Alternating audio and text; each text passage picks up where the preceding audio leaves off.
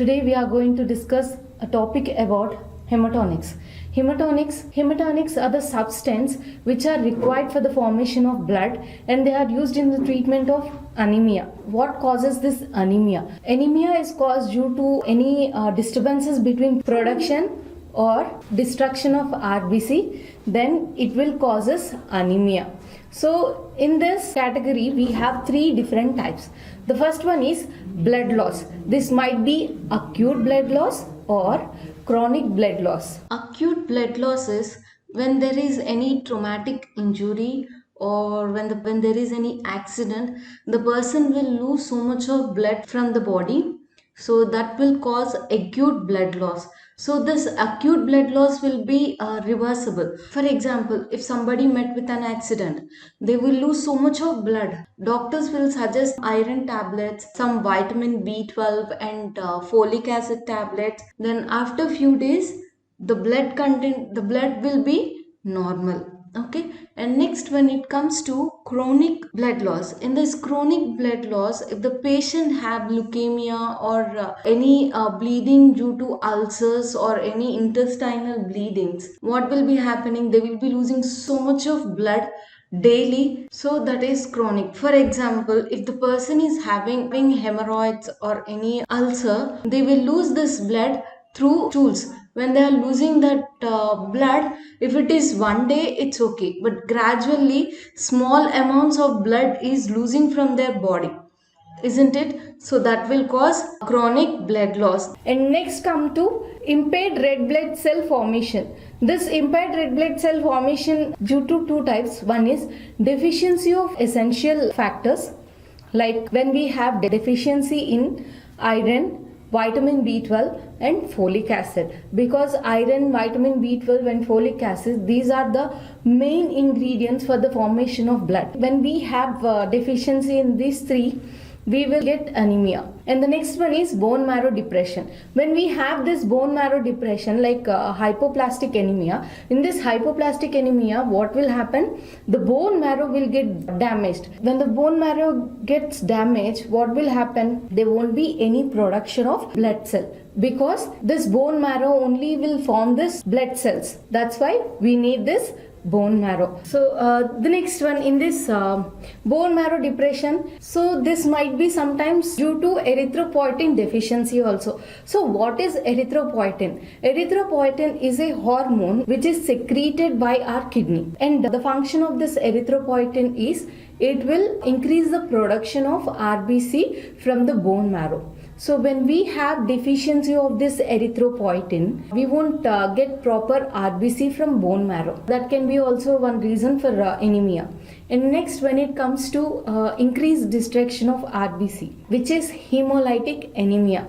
In this, this anemia is caused due to more destruction of RBC. Previously, we have discussed this anemia is due to deficiency of three main essential factors, that are iron, vitamin B12 and folic acid. Before going to all these drugs which we will use to reduce this anemia, let's go and see what are these essential factors. Okay, so first see iron. So iron is the main factor in our body for the formation of blood cells, mainly red blood cells. So now let's see the distribution of iron in the body. So if you see here, for total body, whether it is male or female, we need 2.5 to 5 grams as an average. So when you see for men, it should be 50 mg per kg. In women, 38 mg per kg. So why it is less in women? Because for women, when they are menstruating, they will lose so much of blood, and in that process they will lose this iron also. But still 38 mg is sufficient for a normal female. Okay, so next one is how it is distributed. So if you see, iron is distributed like hemoglobin. 66% it is distributed as hemoglobin, and it is stored as ferritin 25%, and next one is hemosiderin 3%, and as parenchymal 6%. This is how our iron is stored in our body. 66% as hemoglobin, and 25% as ferritin, and 3% as hemosiderin, and 6% as parenchymal iron. So hemoglobin consists of, for one hemoglobin molecule consists of 4 irons: ferrous, iron. So if a person met with any accident, if the person loses 100 ml of blood, that means he lost 50 mg elemental iron. What we have to do to increase the hemoglobin content? For example, if anyone have this hemoglobin deficiency, for them to rise this hemoglobin level, we have to give 1 gram per deciliter. So we have to give 1 gram per deciliter, which is 200 mg. So this will rise hemoglobin level in the body. So our iron is stored as Epo Ferritin. What is this Epo Ferritin? Epo Ferritin is a protein used to bind with this ferric iron. When this both binds, this will produce ferritin. Our ferrous or ferric ion, they can't store anywhere, so they will store like ferritin only. So they will store in our liver in the form of ferritin. Okay. Then all this ferritin will get aggregates and they will form this hemosiderin. So now let's see the daily requirement. So in adult male, and don't get confused with daily requirements and total iron content in our body. Okay, so this is daily requirement, and previously what I told is total body iron content. Okay, in adult male we need 0.5 to 1 mg, that is 13 micrograms per kg. Okay, and for females we need more than males, because as I told you, when the female is going through any menstruation cycle, they will lose so much of blood. And not only that, when they are going through pregnancy phase also, because they are sharing their blood, they need more blood. That's why for females we will give more iron, which is 1 to 2 mg. And when it comes to infants, 60 micrograms per kg, and in children's 25 micrograms per kg. And for pregnant women we need 3 to 5 mg, that is 80 micrograms per kg. So if you see, when you compared with every individual, for pregnant ladies we are giving more dosage of iron, because even the fetus needs this formation of blood. That's why. So what are the sources of iron? From where, what gives you this iron? So the rich source of iron is our liver, not our liver. If you eat any chicken liver or any goat liver, that is very rich of iron and vitamin B12 too. And next one is egg yolk. Most of us, they will eat only the outer cover, which is white one. Okay, and they will throw this egg yolk. But this is very important. Egg yolk is very important for your formation of proteins and for iron too. And oysters, dry beans, dry fruits, wheat germ, yeast. Medium sources are meat, chicken, fish, spinach, banana and apple. And poor, like this will contain iron but not in huge quantities. Milk and its products and root vegetables like beetroot, carrot, all this contains iron. So now let's get into the absorption of iron. So let's see how we are absorbing, if we are eating anything, how this iron is absorbed into our body and how it is supplied through our blood circulation. So daily requirement of this iron is 10 to 20 mg. Okay, this is the daily requirement of iron in our body. Let's see the stomach. Imagine that today I have taken chicken liver, which is a great content of iron. Through my mouth, it will enter into my body.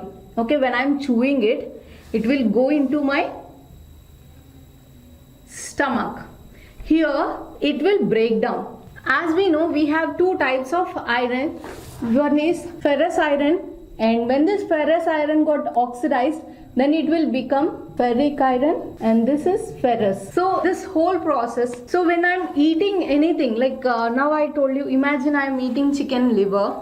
So when I'm eating, this will go into my stomach, it will get break down and it will become Fe3+, which is ferric iron. So this will go into bottom of my small intestine here. So let us zoom this small intestine. So in this small intestine you will be having mucosal cells. So now this ferric iron went into my small intestine. So let's see the cell here. Now in intestine, this ferric iron will try to go into this cell, mucosal cell, where our iron will get metabolized and it is transferred into our blood circulations. So here, as I told you, this ferric iron is insoluble. Our body can't take this ferric iron. That's why this ferric iron is converted into ferrous, is converted into Fe2+, which is ferrous iron. So with the help of vitamin C, ferric reductase enzyme. So what is happening here? As we are unable to absorb this ferric iron, it is converted into ferrous iron with the help of vitamin C ferric reductase. When it is converting, this ferrous iron will enter into the cell with the help of a co-transporter called as DMT1, divalent metal transporter.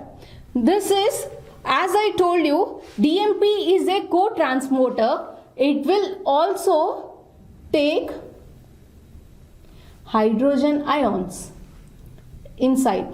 So now we have ferrous sulfate plus hydrogen ions inside the cell. Now this ferrous ion, it will get oxidized. Okay, it will get oxidized and it will form ferric. So now it converted. Why it is converting again into this ferric iron? Because a free iron is toxic in our body. For example, if we have one hemoglobin consists of 4 ferrous, okay, but when we are dividing it separately, ferrous and ferrous, so these can't travel alone in our body, in our plasma, and when they are separating with each other, they are very much toxic to our body. That's why our body will convert this ferrous into ferric. When they are in ferrous form, they will get complex with our transference. Okay. So now here, now it is converted as ferric form, and this ferric form, it is stored in our body. It is stored in this mucosal cell as ferritin. Okay, whenever we need, it will release this one. The remaining ferrous iron, it will come out of this cell with the help of a transporter called as Ferropoietin 1. Okay, with the help of Ferropoietin 1. So now we got this.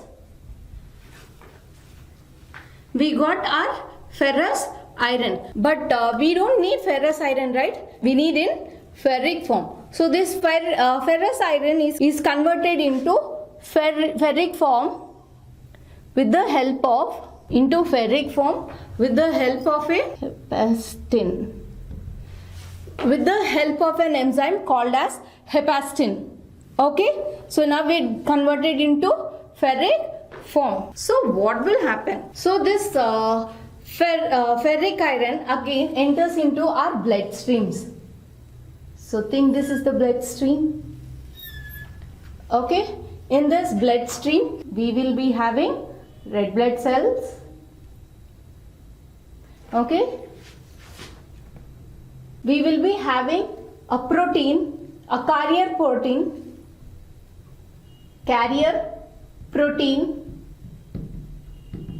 called as Epo transferrin. Okay, so what is the function of this protein? This protein will get complex with our iron. Okay, so for one protein there will be two iron molecules attached. So here when it is not attaching to any iron, then it is called as epotransferrin. But when it is attaching to iron, then it is called as transferrin.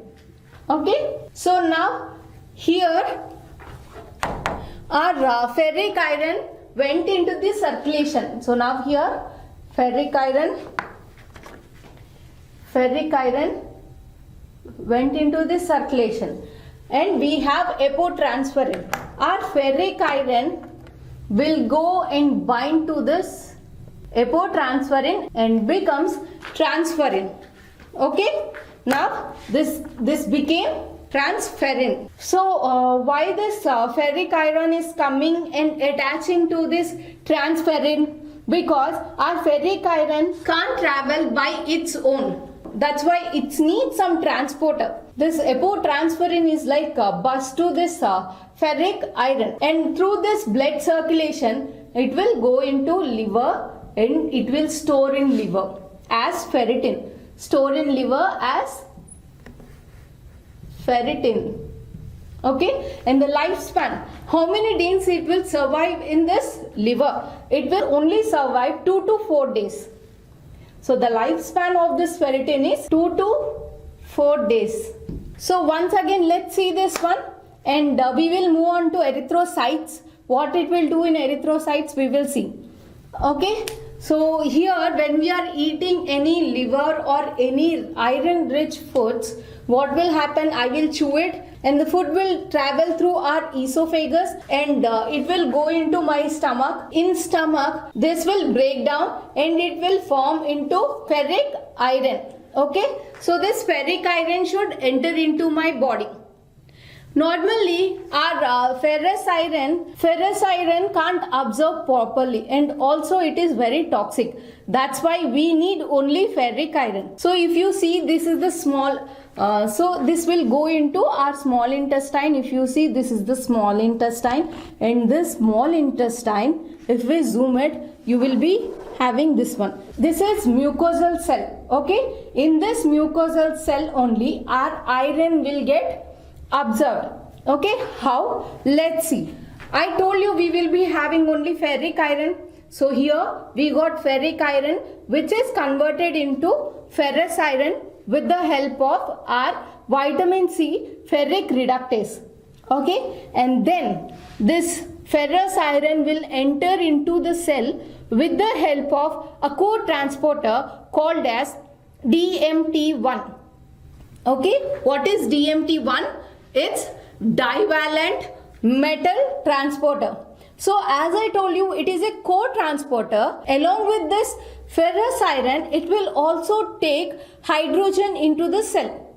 Okay. And this ferrous iron then converted into ferric iron. It will get oxidized and it is converted into ferric iron. So this ferric iron, it will store in this cell as a ferritin. And the whole process will be repeating. Whenever I am taking any food, this whole process will get repeated. So then this, not only that, this ferrous iron again, it will come out of this cell with the help of a transporter called as ferroportin 1. Okay. With the help of transporter called as ferroportin 1. And this ferrous iron, then it is again converted into ferric iron, because we don't need this ferrous iron, we need only ferric iron, right? So because ferrous iron can't absorb everywhere and it can't travel at all, that's why we need this ferric iron. So it is converted into ferric iron with the help of an enzyme called as hepastin. Okay. So this ferric iron, what will do? It will go into my blood circulation. It will go into this blood circulation. This blood circulation will be having RBC, okay, and also a protein, carrier protein, which is called as epotransferrin. Okay. Why do we need this transporter? Because irons can't, this ferric iron can't travel by its own. That's why it needs a bus. So this epotransferrin is a type of bus to our ferric iron. So now when there is no attachment of this ferric iron to this carrier protein, then it is called as apotransferrin. But when there is any attachment for this protein, then it is called as transferrin. So now our ferric iron will go and bind to this carrier protein. When it is binding, for each transferrin, only 2 molecules of ferric iron can get binded. So this will go and this will travel to whole our body. Okay, but it will directly go into our bones and into our liver. So when it reaches our liver, it will store as a ferritin. Previously only I told you that ferrous and ferric iron is stored as a ferritin, isn't it? So it is stored as ferritin for 2 to 4 days in our liver. So if you see here, this is the erythrocyte precursor.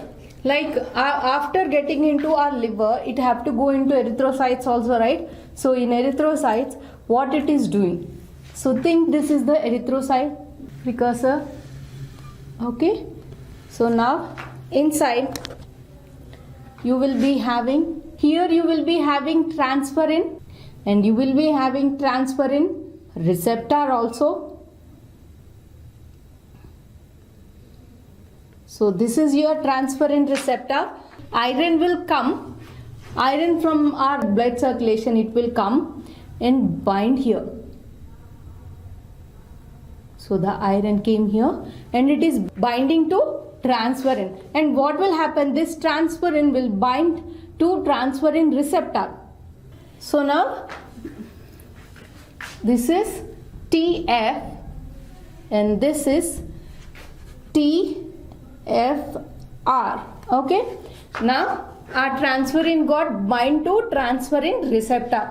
So through endocytosis, now it will reach near to the cell, and through endocytosis this receptor will enter inside. Along with this receptor, along with transferrin which is containing iron, will enter inside the erythrocyte cell. Okay. After entering, it will go inside, and due to the acidic pH, this receptor will release transferrin, and this transferrin will release this iron into the cell. And after that, this transferrin will again go back to the surface of this membrane, and even this transferrin receptor will also go onto the surface of the membrane, and left is our iron. Okay, now we are left with only iron. This iron is utilized for the synthesis of hemoglobin here. Once again, let's see the absorption of iron into the erythrocytes with the help of this diagram. As this ferrous ion is going into our blood circulation, this is our blood circulation, and our ferrous iron is going into blood circulation, and from there it will go and bind to this transferrin. Okay, this is the transferrin as we have seen, and this transferrin will go and bind to the transferrin receptor, which will be on our erythrocyte. So what is the function of this transferrin receptor? So this transferrin receptor will be on this erythrocyte, and it will be waiting for this transferrin. When this transferrin is coming and binding to this transferrin receptor along with this ferrous iron, this will go inside by endocytosis. And after going inside, due to the acidic pH of this cell, in this cell it is releasing this transferrin, and this transferrin is releasing this ferrous. When it is releasing this ferrous into the cell, what will happen? This ferrous will go and bind to this hemoglobin molecule. As we know, one hemoglobin will consist of 4 ferrous irons, isn't it? So if you see here, this is one ferrous ion, and this is one, and this is another one, and this is. So we have 1, 2, 3, 4. 4 compounds in one molecule of hemoglobin. This is how ferrous ions are going and binding to this hemoglobin molecule. And after that, the leftover will be this transferrin receptor and transferrin. So this both will come to the surface of this cell and they will settle back on this erythrocyte and wait for another ferrous ion to attach to this transferrin, and again this whole process will repeat.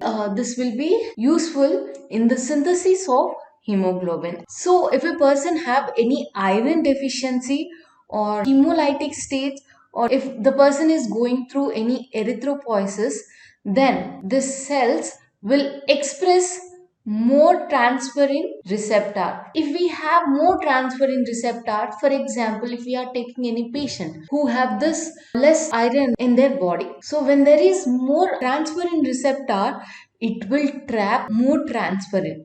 So if we have more transferrin, that means it is not losing any ferrous iron into the circulation. So the trapping of ion will be increased. So here, not only on this erythrocyte, we will be having this transferrin receptor on RE cells. What are these RE cells? We will be having this transferrin receptors on reticuloendothelial cells. So what it will do? Again, when we have this TFR on any RE cell, this iron will go into that cell and it will be stored as a ferritin. For example, these RE cells will be in liver, spleen and bone marrow. So this iron will go and store in all liver, spleen and bone marrow. And not only that, we will have this RE on hepatocytes and as well as myocytes. So in next class, we will see how to prepare this